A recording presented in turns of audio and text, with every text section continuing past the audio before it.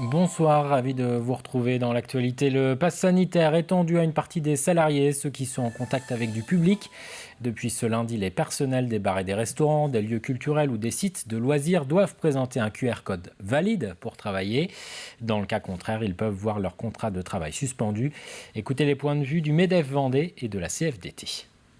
La loi prévoit que c'est une suspension du contrat de travail sans rémunération. Donc ça veut dire que le temps que le salarié réfléchisse ou trouve une solution, ou que l'entreprise trouve une solution, il faudrait par exemple poser des congés, parce que le salarié ne peut pas se permettre de ne pas avoir de revenus. Sincèrement, en Vendée, compte tenu des problématiques de recrutement que nous avons, et notamment en plus de recrutement de personnes qualifiées, je ne pense pas que les entreprises choisiraient de licencier la personne. On va forcément chercher des solutions. Ça veut dire réorganiser éventuellement le travail dans l'entreprise. Ça peut être aussi dans une équipe, s'il y a des salariés qui sont en suspension du contrat de travail, là aussi il faut réorganiser le travail pour ceux qui sont encore en poste. Et là, du coup, nous pour la CFDT, on insiste fortement sur l'importance du dialogue social avec l'employeur et les représentants du personnel quand il y en a. Nos équipes CFDT dans les entreprises, elles sont d'ailleurs très attentives à d'éventuels risques psychosociaux qui pourraient en découler. La crise sanitaire qui a stimulé la pratique du vélo, plus 10% l'an dernier. Pour accompagner cet engouement, l'aménagement de circuits se poursuit. La Vendée compte déjà près de 1800 km de pistes cyclables. Des travaux viennent d'être lancés dans l'agglomération de La Roche-sur-Yon afin d'aménager un parcours sécurisé qui rejoindra à terme le littoral. Explication Albin Mouton. C'est ce chemin que les cyclistes pourront emprunter d'ici quelques temps pour rejoindre les Sables d'Olonne depuis La Roche-sur-Yon. Sur cet itinéraire, on a 11 km sur notre territoire et 5 km qui seront aménagés en sablé. Le reste est sur route. Et on va aménager une aire de pique-nique à la sortie de La Roche-sur-Yon en arrivant sur les Clouzons. On a une grande partie qui est sur route, une petite route de circulation avec partagée voitures et vélos. Et puis on a une grande partie qui sont sur des chemins ruraux qui sont existants. Donc l'idée étant effectivement de ne pas créer des pistes cyclables dédiées, mais d'avoir du cheminement doux et mixte. Ici à Aubigny-les-Clouzons, les travaux sont en cours. Il faut aménager le tracé pour les roues des vélos. En mettant ce sable-là, on permet au vélo de rouler d'une façon plus agréable et plus en sécurité aussi. Et puis, c'est aussi intéressant pour le vélo de venir sur ces chemins. Il faut aussi voir la partie attirance du chemin. Donc, quand on a un chemin qui est plutôt propre, les vélos ont plutôt tendance à y aller et donc c'est plutôt intéressant. Un itinéraire départemental qui pourra permettre aux touristes de rejoindre le littoral vendéen depuis l'intérieur des terres. Mais l'enjeu est également plus local. Pour La Roche-sur-Yon, ces pistes cyclables sont de plus en plus empruntées pour des trajets domicile-travail.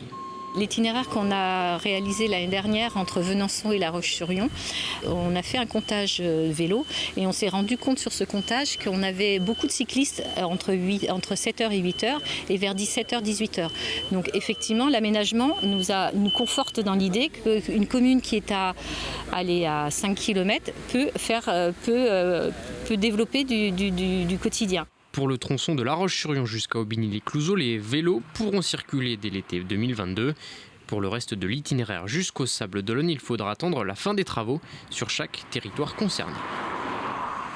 Quel avenir pour les urgences de Luçon? Habitants et élus s'inquiètent face au manque de médecins urgentistes qui entraînent certains soirs ou certaines nuits la fermeture du service. Toutes les semaines, des manifestations sont organisées pour alerter sur la situation et exiger le maintien de ces urgences. Une mobilisation d'ampleur est en projet. Pierre Dalissu.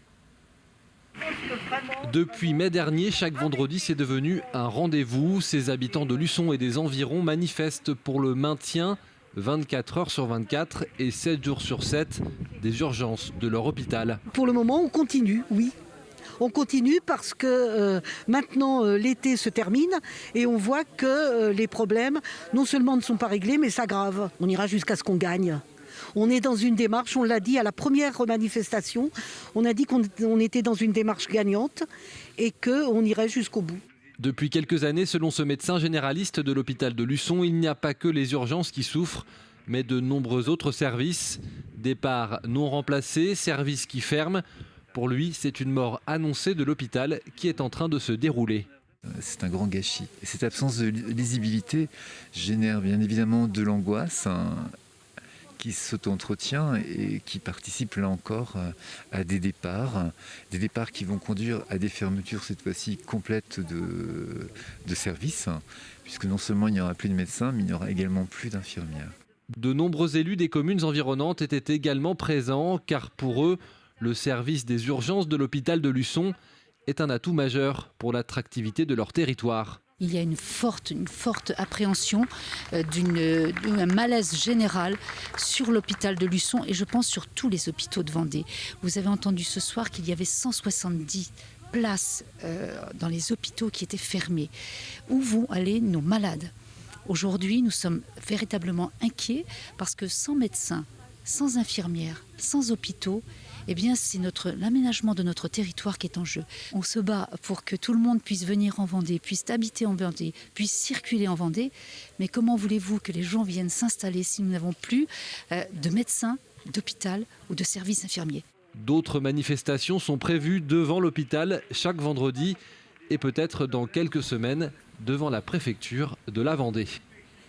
Au chapitre culture, le festival Itinérance d'été se déroule jusqu'à la fin de la semaine à La Roche-sur-Yon. Il s'agit de théâtre en plein air, dans les quartiers, là où se trouve le public. La compagnie Patacas Théâtre se produit chaque soir dans des cours d'école.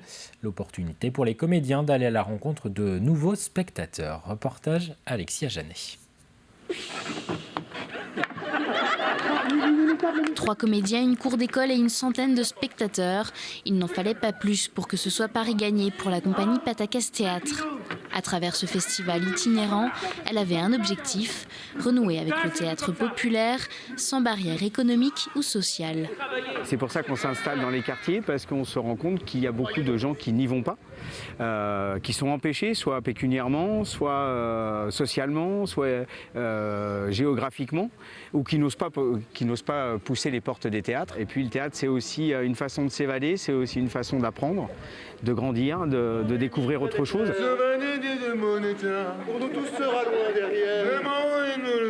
Petit boulot pour vieux clowns, c'est l'histoire de 3 clowns qui n'ont pas joué depuis longtemps et qui postulent pour un seul et même casting.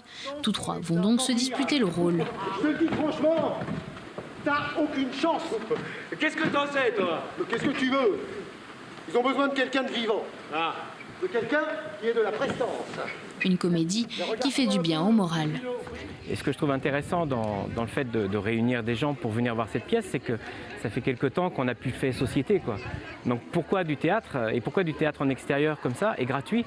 C'est qu'on va refaire société, on va être ensemble, on va réunir des gens. Et ils vont respirer ensemble, rire ensemble, être surpris ensemble. À la fin de la représentation, le sourire se lit sur les lèvres des jeunes, mais aussi des grands. Moi, je trouvais ça génial en fait. C'est tout ce que je peux dire. Moi, j'ai bien aimé et en fait, je trouve que c'était très rigolo, mais il y avait un peu de gros mots, on va dire. J'ai trouvé ça assez drôle, c'était bien. Et j'ai bien aimé. C'était bien, c'est la première fois que je vois un spectacle aussi près de chez moi. C'est très agréable, on a l'impression qu'on a vraiment le théâtre chez soi, quand le théâtre s'invite dans son quartier. On le touche du doigt. Le festival se termine le 3 septembre avec une représentation dans la cour de l'école élémentaire Jean Yol à La Roche-sur-Yon. Le parc de la Villa Charlotte au Sables d'Olonne, sélectionné par la Mission Berne. La nouvelle édition du Loto du patrimoine servira à financer en partie la réhabilitation de ces jardins situés à la Chaume.